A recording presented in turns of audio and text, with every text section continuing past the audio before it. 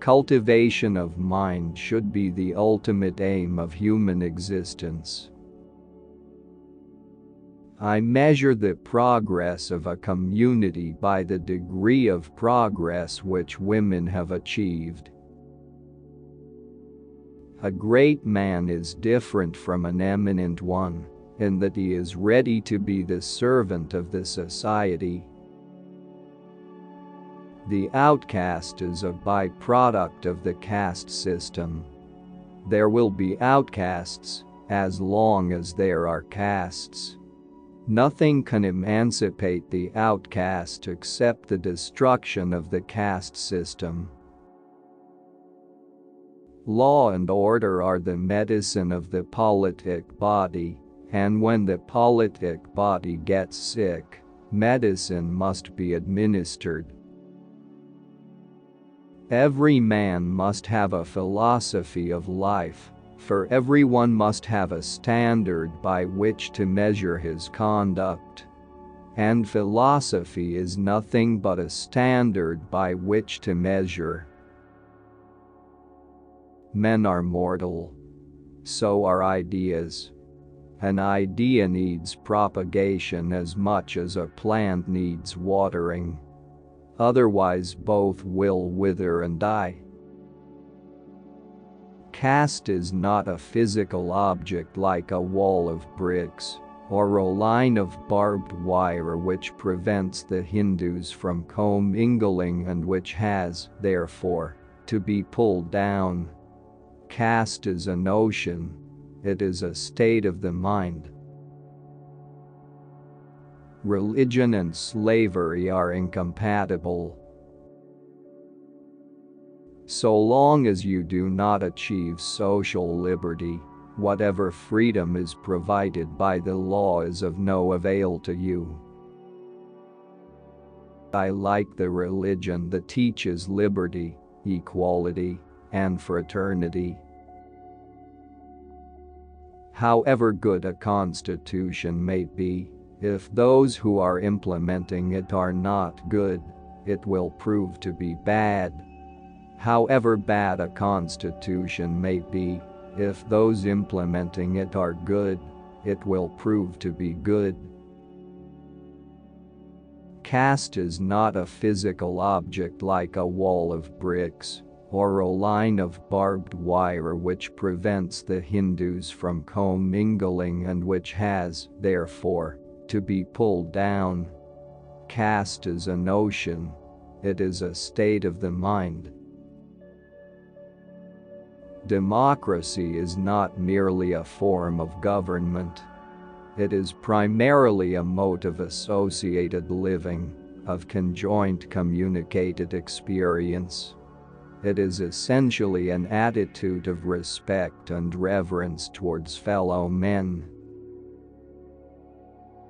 What are we having this liberty for? We are having this liberty in order to reform our social system, which is full of inequality, discrimination and other things which conflict with our fundamental rights. Indeed, the Muslims have all the social evils of the Hindus and something more. That something more is the compulsory system of purdah for Muslim women. These burqa women walking in the streets is one of the most hideous sights one can witness in India. Indians today are governed by two different ideologies. Their political ideal set in the preamble of the Constitution affirms a life of liberty, equality, and fraternity. Their social ideal embodied in their religion denies them. I solemnly assure you that I will not die as a Hindu.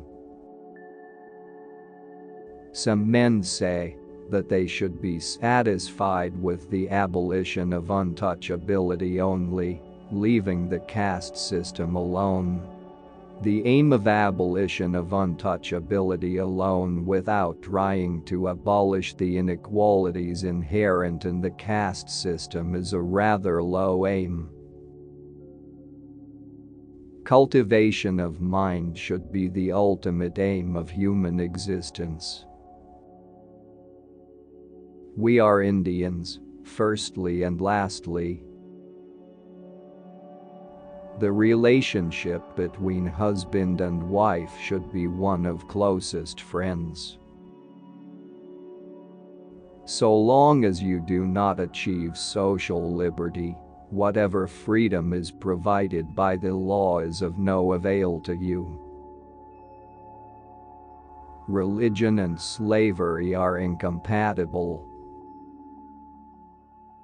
The sovereignty of scriptures of all religions must come to an end if we want to have a united, integrated modern India.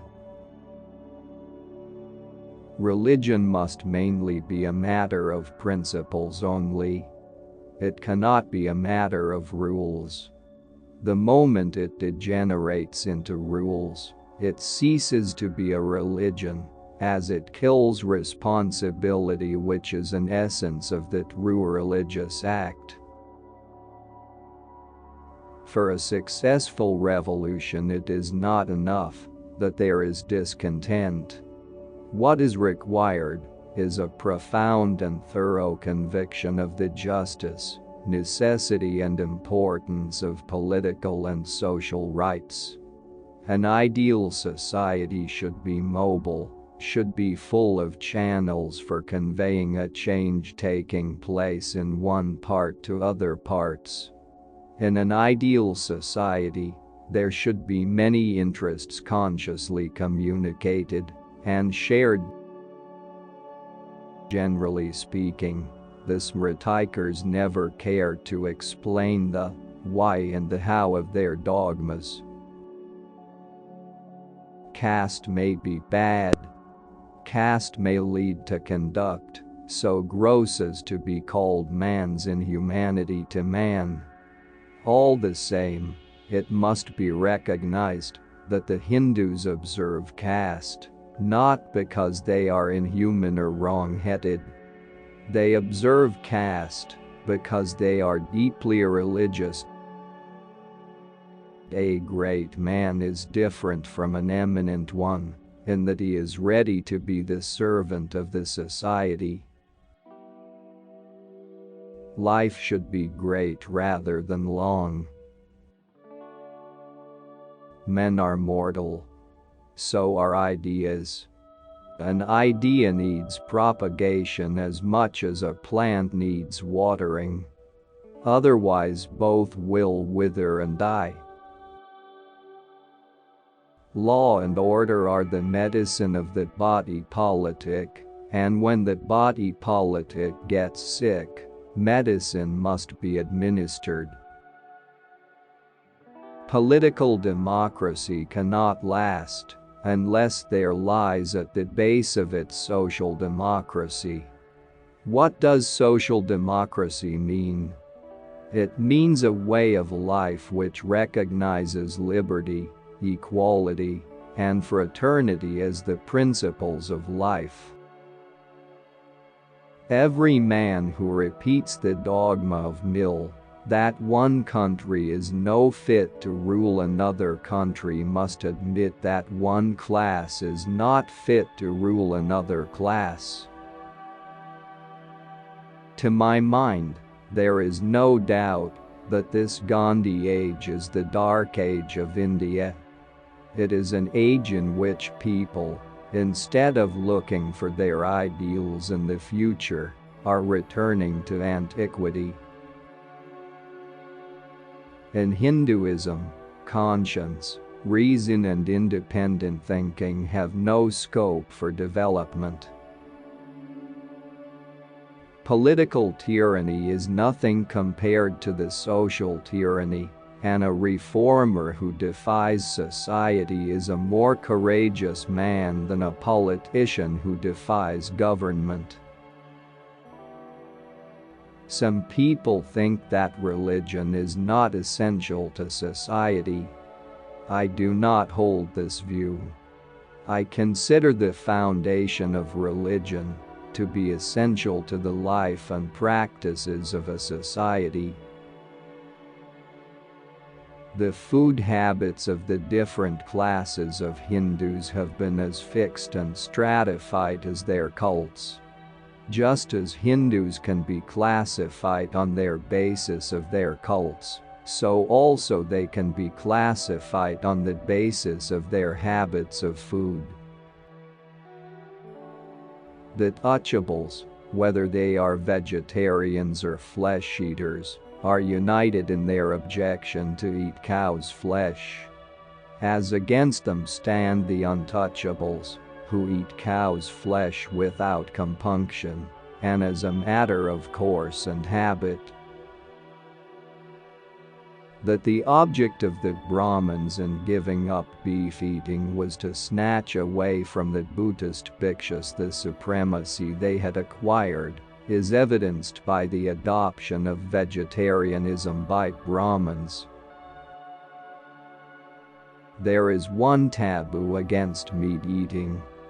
It divides Hindus into vegetarians and flesh eaters. There is another taboo which is against beef eating. It divides Hindus into those who eat cow's flesh and those who do not.